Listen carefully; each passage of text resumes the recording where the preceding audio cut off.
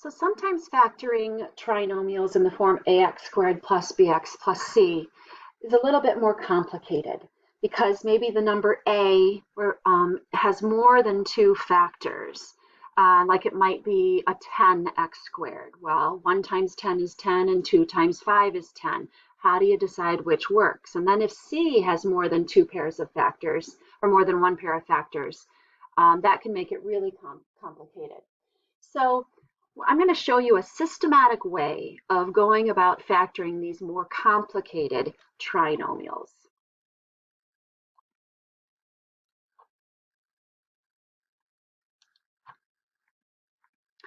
So here we have a trinomial that clearly begins with 6 and ends with -10. And there are several pairs of factors of 6, and there are several pairs of factors of -10. And so we have to figure out which pairs of both of those are going to work such that, once again, the product of the outside terms and the product of the inside terms will add up to -11x, the middle term. So where we start is first. Again, this is a systematic method only necessary for these more complicated trinomials. We want to take the coefficient of the x term, which in our case is 6, and we want to multiply it by the constant term, which in our case is -10. We get a product of -60. Second, we need to find factors of -60. So we want to find two integers that multiplied together equal -60, but added equal the middle term, the middle coefficient, -11. So when I think about factors of +60, they're 1 and 60, 2 and 30, 3 and 20, 4 and 15, 5 and 12, and 6 and 10. We know for the product to be negative, one of those two numbers needs to be negative. So it could be 3 and -20 or -3 and +20, and so on. We need to pick the pair that when we apply the appropriate negative sign to one of the two factors, the numbers add up to -11. So notice that if we made the 4 positive and the -15 negative, then 4 plus -15 does add up to -11. So we know we need a 4 and a -15. What do we do with it? So step 3, we rewrite the original problem, which was 6x squared minus 11x minus 10, and we rewrite it and break that middle term of -11x into two separate terms. One that's -15x and the other that's +4x, because we decided on them because they add up to -11. So we're really not changing the value of the middle term, we're just breaking it apart into two parts. Now we have a polynomial that has 4 terms. And we've learned that when you have an even number of terms in a polynomial, you can use the grouping method.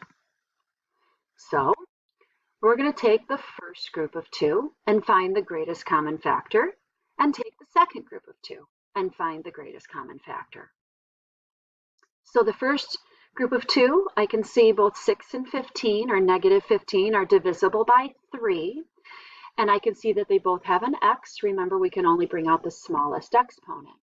So our greatest common factor for the first group is 3x. If you divide each of those terms by 3x, you'll be left with 2x minus 5. When I look at the second group, 4x minus 10, I can see that they're both divisible by 2, and that's it, because the 10 doesn't have an x. So if I divide them both by 2, I'm left with 2x minus 5. So once again, I have two terms. The 3x times the quantity 2x minus 5 is one term, and the 2 times the quantity 2x minus 5 is the second term. What do they have in common? 2x minus 5.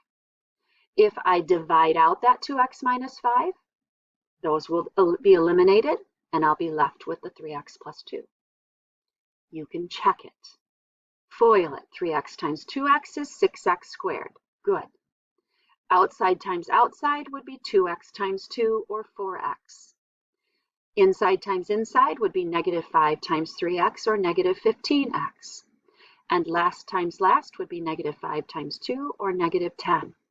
The 4x and the negative 15x do add up to the negative 11x we had in the middle of our original problem. Therefore, the factors of this trinomial are 2x minus 5 and 3x plus 2. Again, these are the trickiest of all of our trinomial factoring problems. So then finally in this lesson, we have special cases to add to our special cases from class yesterday, our difference of squares and our sum and difference of cubes. These are called perfect square trinomials, okay? We know that when you squared a binomial back at the beginning of chapter 3, a plus b, quantity squared, is just the same as a plus b times a plus b. When you FOIL that, you ended up with a squared plus 2ab plus b squared. If instead your binomial had a minus, like a minus b, quantity squared, you'd end up with the same answer, except it would be minus 2ab in the middle rather than plus 2ab.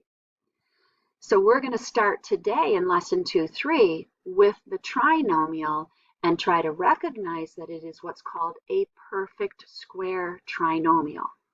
And we want to be able to factor it down. So we want to undo the multiplication that must have been done to get that trinomial. So those blue trinomials are called perfect square trinomials. Hardest part about this is just recognizing that it is in fact a perfect square. Okay, so for instance, looking at this one, 4x squared plus 12x plus 9. I ask myself first, is the first term a perfect square? And it is, because I can get 4x squared by taking 2x and multiplying it by itself. 2x times 2x is 4x squared. Therefore, it's a perfect square. And remember, the exponent has to be even to be a perfect square. Then the constant, the last term 9. Is it a perfect square? Most certainly it is. It can be determined by taking 3 times itself. 3 times 3 is 9. So 9 is a perfect square. Now the middle term. If you took the square root of the 4x squared, which is 2x, and you multiplied it by the square root of the last term, 3, you would get 2x times 3 is 6x. It needs to be twice the product of that, because the outside product will be 6x and the inside product will be 6x. Well, if you add 6x and 6x, or in other words, double 6x, you do get the middle term, 12x. Therefore, this is a perfect square trinomial. And it's going to factor down to 2x plus 3, quantity squared. By the way, it's going to be a plus because that middle term in the trinomial is a plus. Another example before we try others.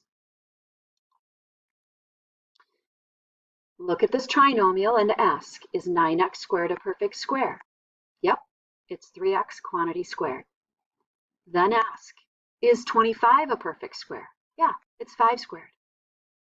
Then ask, is the product of those square roots, 3x and 5, doubled equal to the middle term? 3x times 5 is 15x. If I double, I get 30x. Well, the middle term is negative 30x. That's okay. That just means that we're going to have a negative sign in our binomial when we factor it. So it's not going to be positive 2 times 3x times 5, but in this case, it's actually negative 2 times 3x times 5. So yes, this is a perfect square trinomial. This one is going to factor down to 3x minus 5, quantity squared. So let's actually try it. I have 4 of these. Let's start with A, of course. Is x squared a perfect square? Yep. It's x times x. Is 49 a perfect square? Yep. It's 7 times 7. And are those square roots, x and 7, doubled equal to the middle term? Yep. They equal positive 14x.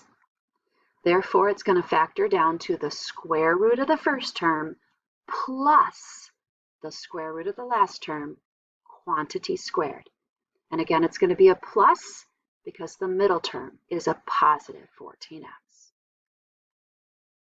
So ask, is the first term a perfect square? Yes. N times itself is n squared. Second, is the last term a perfect square? Yes, because 8 times itself is 64.